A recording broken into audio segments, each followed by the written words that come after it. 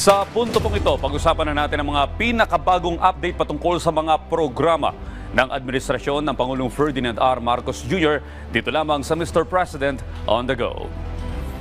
Mga kababayan, isa po sa tumataas na rason ng pag-drop out o yung pagtigil sa pag-aaral sa kolehiyo ng mga estudyante ay ang kanilang mental health concern. Ayon po kay CHED Chairman Prospero De Vera, nangunguna sa top 5 na dahilan sa pagtigil sa pag-aaral ng mga college students ang problemang pinansyal, sunod sa problema sa pamilya, pangatlo po yung relocation, pang-apat ang medical at mental health concern, at ang panglima lamang yung academic difficulty. Sa mga dahilang ito, hindi anya nila inaasahan ng pagdami ng kaso ng paghinto sa pag-aaral nang dahil sa mental health concern. Hindi rin po exempted sa mga mental health issues yung mga nasa murang edad.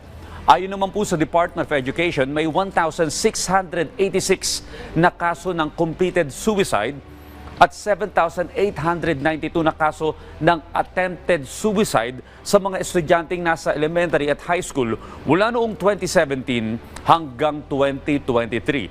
Dahil dito mga kababayan, niligdaan po ng ating Pangulong Ferdinand R. Marcos Jr. ang pagsasabatas sa Basic Education Mental Health and Well-Being Promotion Act upang matugunan ang aspektong pangkalusugan sa kaisipan ng maraming estudyante at school personnel na nahaharap sa modernong mga pagsubok.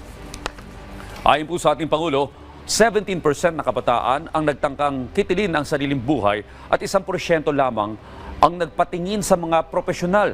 Kaya't malaking bagay na maibigay ang serbisyong pangkalusugan direkta sa mga paaralan bilang pangunahing depensa laban po sa mga isyong may kinalaman sa mental health.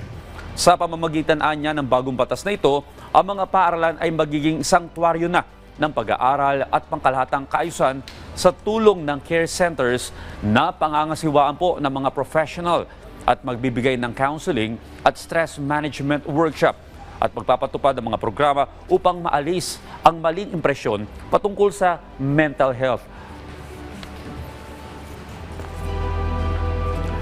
At yan po muna ang update patungkol sa mga programa ng kasalukuyang administrasyon hanggang sa susunod na Mr. President on the Go.